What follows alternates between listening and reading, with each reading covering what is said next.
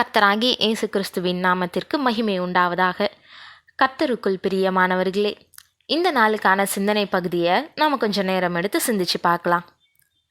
கிறிஸ்தவங்கன்ற பெயர் ஃபஸ்ட்டு அந்தியோக்கியா சபையில் இருந்தவங்களுக்கு தான் வழங்கப்பட்டுச்சின்னு நம்ம வேதத்தில் வாசிக்கிறோம்.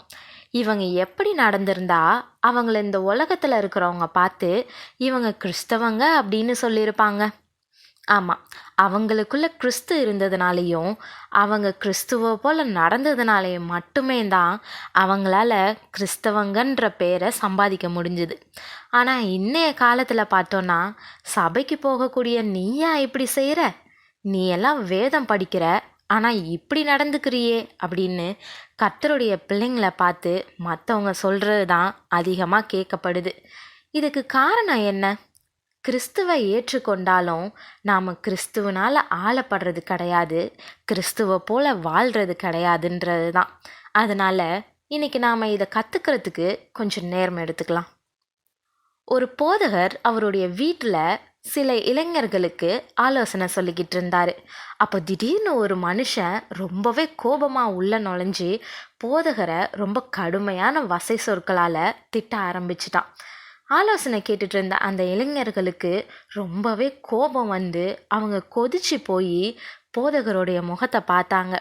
ஆனால் போதகர் அவங்கள பார்த்து அமைதியாக இருங்க அப்படின்ற மாதிரி ஜாடை காட்டிட்டு தன்னை திட்டிக்கிட்டு இருந்த அந்த மனுஷனுடைய வசை சொற்களை ரொம்பவே சிரித்த முகத்தோடு கேட்டுட்டு இருந்தார். வந்த மனுஷன் எத்தனையோ கேவலமான வார்த்தைகளை வச்சு அவரை திட்ட முடியுமோ அது எல்லாத்தையுமே அவன் திட்டிட்டு வெளியே போயிட்டான். ஆலோசனை கேட்டுட்டு இருந்த அந்த இளைஞர்கள் போதகர் மேலே ரொம்பவே அன்பானவங்களாகவும் அவர் மேலே ரொம்ப மரியாதை வச்சுருந்தவங்களாகவும் இருந்ததுனால கோபத்தை அடக்க முடியாமல் ரொம்பவே பொறுமிக்கிட்டு இருந்தாங்க. அவங்களுடைய மன போராட்டத்தை உணர்ந்த போதகர் அவங்கள 2 பசங்களை கூப்பிட்டு, தம்பிங்களா, எனக்கு ஒரு உதவி செய்யுங்க, என்னுடைய ரூமுக்கு போங்க. என் பெட்டுக்கு மேலே இன்றைக்கி காலையில் ஒரு சகோதரர் எனக்கு கொடுத்த ஒரு கூடை ஒன்று இருக்கும். அதே மாதிரி கதவுக்கு பக்கத்தில் இன்னொரு கூடையும் இருக்கும். ஆளுக்கு ஒரு கூடையாக அங்கேருந்து எடுத்துகிட்டு வாங்க அப்படின்னு சொன்னாராம். உடனே 2 பேரும் ஓடி போய் அதை எடுத்துகிட்டு வந்தாங்க. அதில் ஒருத்தவனை பார்த்து சொன்னாராம், அந்த கூடையை நீ மெதுவாக கீழே கொட்டிடு அப்படின்னு சொன்னாராம். அவனும் கீழே கொட்டினானான். அதுக்குள்ளே சுவையாக இருந்த பழங்கள் எல்லாம் தரையில் விழுந்துச்சான். அதே மாதிரி இன்னொரு வாலிபனை பார்த்து, நீயும் உன் கூடையில் இருக்கிறது எல்லாத்தையும் கீழே கொட்டு அப்படின்னு சொன்னாராம். அவனும் கீழே கொட்டினானான். அதிலிருந்து குப்பைங்க, பழைய பேப்பருங்க, காஞ்சி போன பழத்தோல்கள்னு எல்லாம் கீழே விழுந்துச்சான்.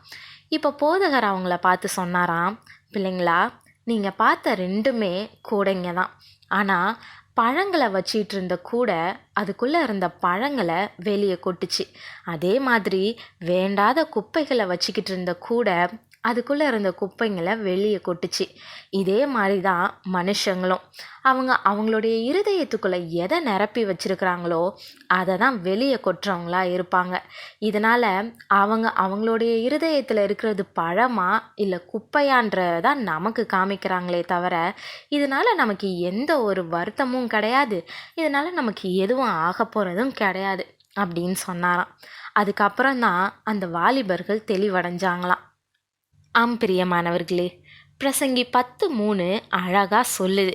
அவங்களுடைய வாயின் வார்த்தைகள் தான் அவங்களுடைய அடையாள அட்டைகளாக இருக்குது.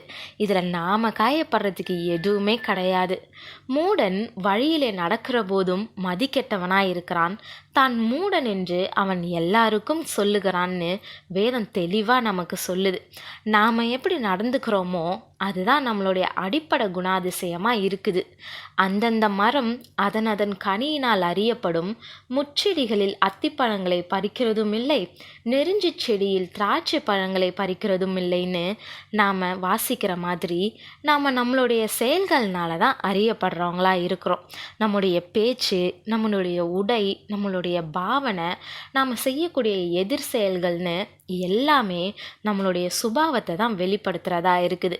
அதனால் நம்மளுடைய சுபாவத்தை சீர்திருத்த ஆண்டவருடைய கரத்தில் நம்ம முழுசாக ஒப்பு கொடுப்போம்.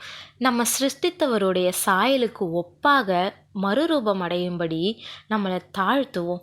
தேவனுடைய பிள்ளைங்கன்னு நம்மளை எல்லாருமே சொல்கிறபடி நம்மளுடைய கிரியைகள் இருக்கிறதுக்கு நாம் பிரயாசப்படுவோம். அப்படியாப்பட்ட பிரயாசம் வெளிவேஷமாக இல்லாதபடி இருக்கிறதுக்கு நம்ம ரொம்பவே கவனமாக இருக்கணும். நமக்குள்ள பரிசுத்த ஆவியின் கனிகள் வளர்றதுக்கு நம்ம ஒப்பு கொடுப்போம். அவருக்கு என்ன கனி கொடுக்குறவங்களா இருப்போம். தேவன் தாமே உங்களுக்கு கிருபையும் தயையும் செய்வாராக. ஆமென்.